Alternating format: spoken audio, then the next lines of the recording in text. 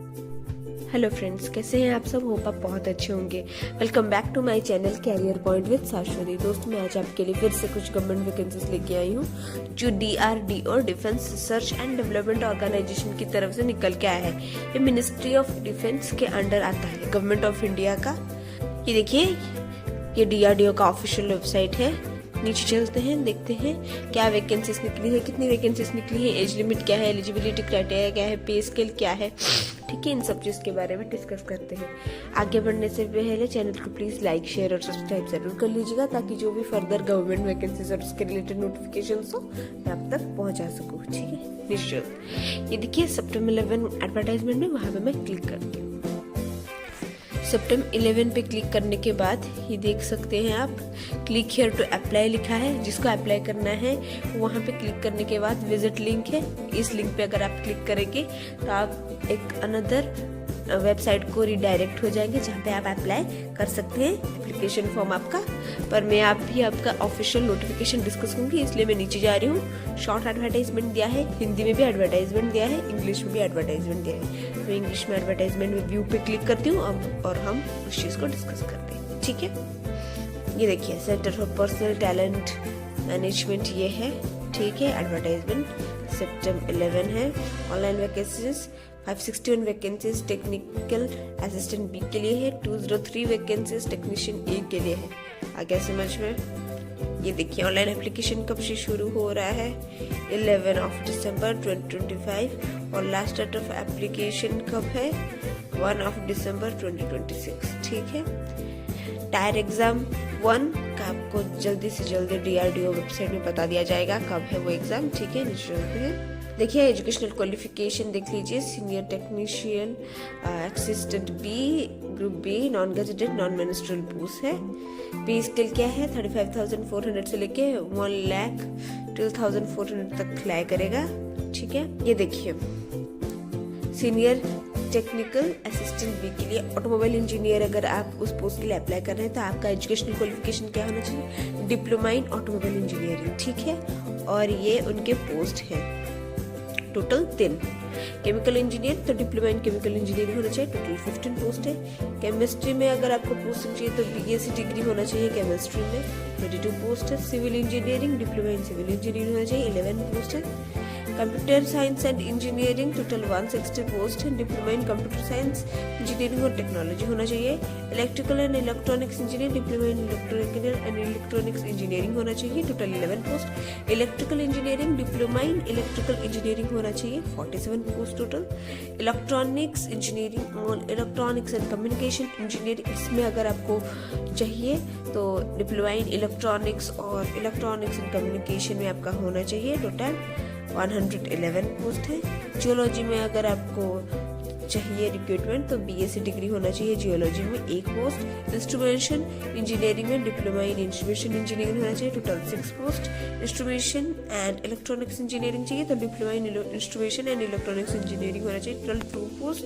ठीक है, library science अगर चाहिए, डिग्री इन साइंस होना चाहिए विथ डिप्लोमा, और डिग्री और पोस्ट ग्रेजुएट होना चाहिए लाइब्रेरी साइंस में, टोटल 5 पोस्ट। मैथमेटिक्स में अगर चाहिए आपको पोस्ट तो BSc डिग्री इन मैथमेटिक्स होना चाहिए, टोटल 6 पोस्ट। ठीक है, मैकेनिकल इंजीनियरिंग होगा तो डिप्लोमा इसमें होना चाहिए, टोटल 127 पोस्ट।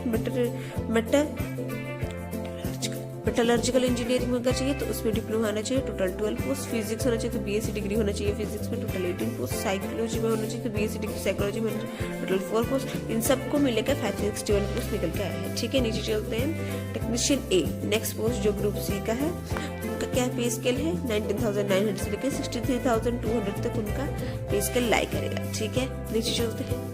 ये देखिए, बुक बाइंडर अगर होगा तो 10th का क्वालिफिकेशन चाहिए, और उसके साथ साथ आपका ITI होना चाहिए, टोटल 3 पोस्ट। कारपेंटर का 10th के साथ साथ ITI सर्टिफिकेट होना चाहिए, 1 पोस्ट। CNC ऑपरेटर का 10th सर्टिफिकेट के साथ INC सर्टिफिकेट होना चाहिए, टोटल 3 पोस्ट। COP में अगर रिक्रूटमेंट चाहिए तो 10th क्वालिफिकेशन के साथ साथ आपका ITI सर्टिफिकेट होना चाहिए, टोटल 52 पोस्ट। ड्रॉट्समैनशिप अगर चाहिए 10th सर्टिफिकेट के साथ साथ ITI सर्टिफिकेट होना चाहिए, टोटल 6 पोस्ट। ठीक है, इलेक्ट्रीशियन अगर चाहिए तो 10th का क्वालिफिकेशन के साथ साथ आपका ITI सर्टिफिकेट होना चाहिए, टोटल 30 पोस्ट। इलेक्ट्रॉनिक्स में 10th सर्टिफिकेट के साथ साथ ITI सर्टिफिकेट भी होना चाहिए, टोटल 31 पोस्ट। ठीक है, फिटर में 10th के साथ साथ ITI certificate 125 post. Machinist 10th के साथ ITI certificate 12 post. Mechanic motor vehicle 10th के साथ ITI certificate total 7 post. Optical worker 10th के साथ ITI certificate total 2 post. Photographer 10th के साथ ITI certificate total 5 post. Sheet metal worker 10th के साथ ITI certificate 3 post. Surveyor 10th के साथ ITI certificate 1 post. Turner 10th के साथ साथ ITI सर्टिफिकेट 8 पोस्ट। देख रहे हैं इतनी सारी वैकेंसीज निकल के आई हैं। वेल्डर 10th के साथ ITI सर्टिफिकेट टोटल 11 पोस्ट। इसमें टेक्नीशियन में 203 टोटल पोस्ट निकल के आए हैं। आगे समझ में नीचे चलते हैं। रिलैक्सेशन हर पोस्टिंग में दिया जा रहा है, जो भी आप गिवन चीज़ों के लिए अप्लाई कर रहे हैं। ओबीसी नॉन क्रिमिनल के लिए 3, SC ST के लिए 5, PWD unreserved 10, PWD OBC 13 and PWD SC ST 15। आगे समझ में बाकी सब आप तक देख सकते हैं। ठीक है, नीचे देखिए STAB में अनरिजर्व्ड OBC EWS MPS इन सब के लिए एप्लीकेशन फी टोटल 750 है।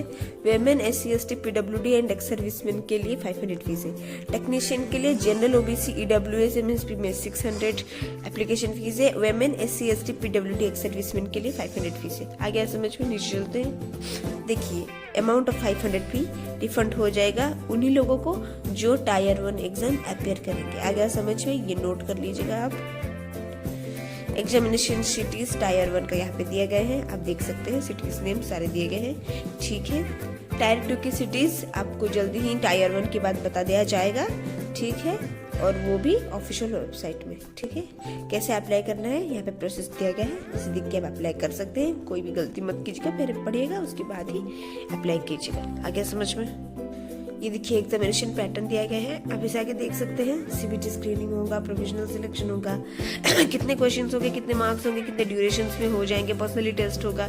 ठीक है, टेबल 2 CBT स्क्रीनिंग होगा। उसके बाद टेक्नीशियन के लिए इतने कोई 150 questions, 150 maximum marks, duration 120 minutes. ठीक है, उसके बाद जो provisional short listing for trade test होगा उसमें पर्सनली टेस्ट होगा, वो टेस्ट 20 मिनट्स के लिए होगा। ठीक है, और स्टेट स्पेसिफिक जो पोस्ट के लिए उसका स्पेसिफिक सब्जेक्ट है उनके लिए भी एग्जाम होगा, जहाँ पे क्वेश्चंस, मार्क्स और टाइम ड्यूरेशन दिया गया है। ट्रेड टेस्ट भी होगा जो कि क्वालिफाइंग इन नेचर है, ये भी होगा आपके लिए।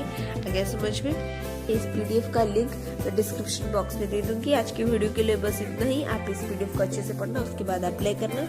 फिर मिलेंगे कुछ नए गवर्नमेंट वैकेंसीज के साथ मेरे नेक्स्ट वीडियो में। तब तक के लिए थैंक यू।